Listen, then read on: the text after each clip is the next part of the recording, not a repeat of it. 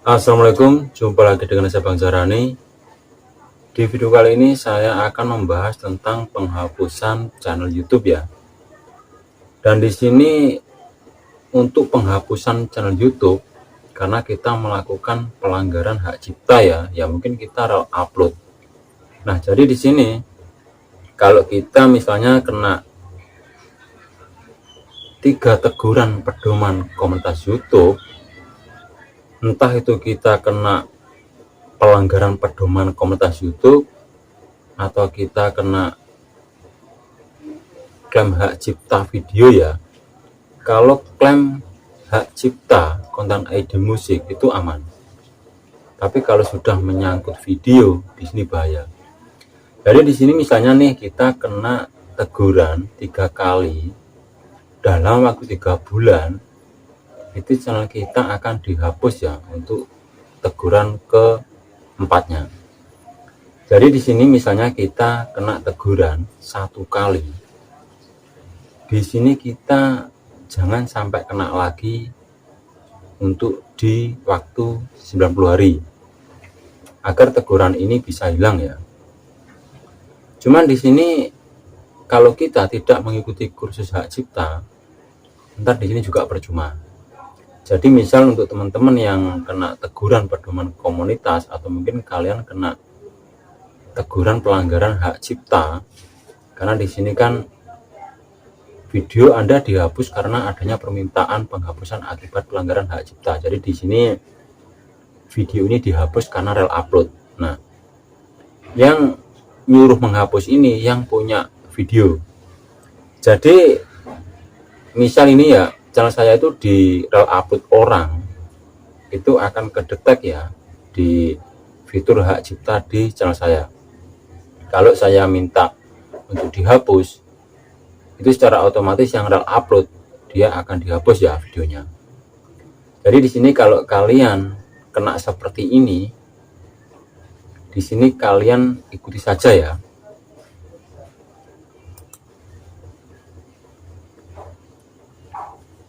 Karena di sini emang banyak rel upload ya. Channelnya itu videonya video rel upload. Nah, di sini malah orang luar negerian ya. Contohnya seperti ini. Ini tidak bisa ya. Memang view lumayan, tapi ini rawan untuk kena pelanggaran ya. Dan caranya kita mengikuti kursus hak cipta yang di pesan email tadi di teguran 1, 2, dan 3.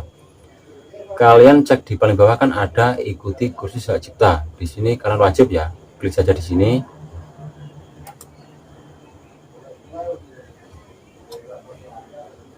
Setelah itu kita antar akan dibawa di tempat seperti ini. Jadi di sini ini sebenarnya sudah tulisan peringatan ya. 1 teguran hak cipta. Nah, di sini pemilik hak cipta meminta kami untuk menghapus video Anda.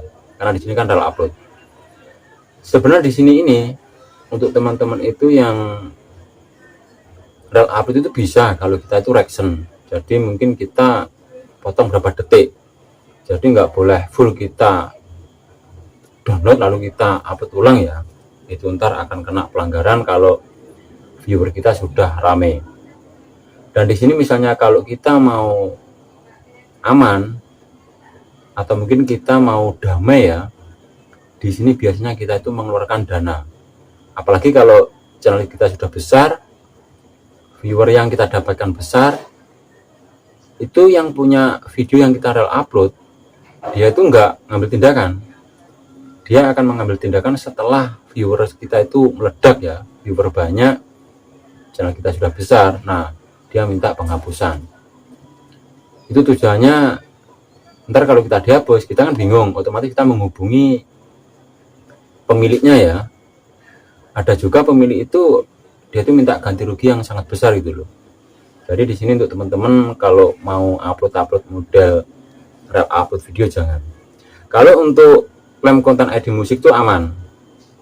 Saya pribadi yang pakai audio atau mungkin lagu saya itu saya malah senang gitu loh, karena royalti yang didapat dari lagu saya tersebut itu ada pembagian sama kreatornya dan ke saya gitu. Jadi ntar kalau kita kena pelanggaran ya, di sini kan ada pelanggaran channel, teguran hak cipta yang aktif 1. Nah, di sini kalau sudah merah seperti ini, kita jangan kena lagi ya dalam waktu 90 hari. Ntar di sini akan hilang. Channel kita akan dihapus. Jadi di sini misalnya kita kena 1, itu kena terus itu loh.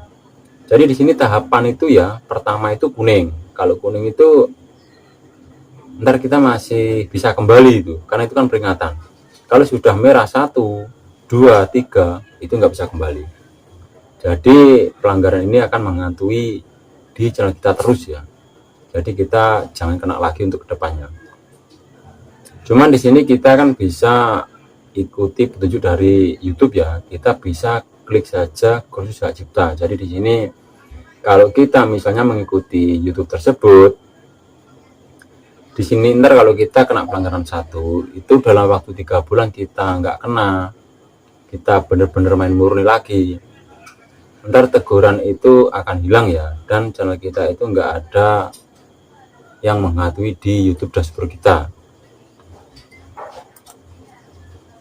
Jadi ntar kalau kita mengikuti kursus hak cipta, di sini pasti ada tulisan seperti ini ya. Di sini biasanya di setiap konten kreator itu beda-beda. Jadi di sini kita tinggal baca nomor 1, dan ntar kita tinggal pilih ya jawabannya itu benar atau salah. Kayak nomor 2, 3. Jadi di sini kan siapa saja boleh menggunakan konten orang lain selama konten tersebut tersedia di YouTube. Di sini salah. Kita harus jawab salah. Pelindungan hak cipta hanya diberikan kepada perusahaan film, televisi, atau rekaman besar yang membayar untuk mendapat keistimewaan tersebut. Benar, karena di sini kan dia membeli lisensinya ya. Setelah itu untuk di nomor 3 ini, item berikut dilindungi oleh hak cipta video YouTube asli Anda. Hal-hal ini dapat diberi hak cipta nama, tempat, wajah, dan ruang. Benar. Ini maksudnya kita yang mempunyai video asli, entah itu kita ruangan yang kita pakai, nama, wajah. Di sini kalau video kita di upload sama persis itu kita juga kena ya. Lalu di sini klik saja periksa jawaban. Dan kalau di sini sudah ada tulisan ya, Anda berhasil menyelesaikan kursus hak cipta. Kita klik saja selesai. Jadi di sini intinya kita itu jangan upload videonya orang lain. Karena video yang kita upload di sana itu ada pemberitahuannya ya, di fitur hak ciptanya. Dia tidak ngapa-ngapain, cuman diam.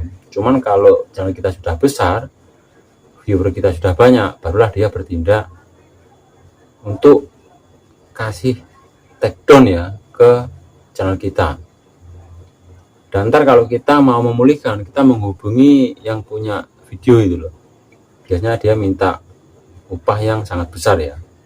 Semoga di penjelasan saya saat ini bisa dimengerti ya. Intinya untuk teman-teman kalau main reel upload, kalian bisa reaction.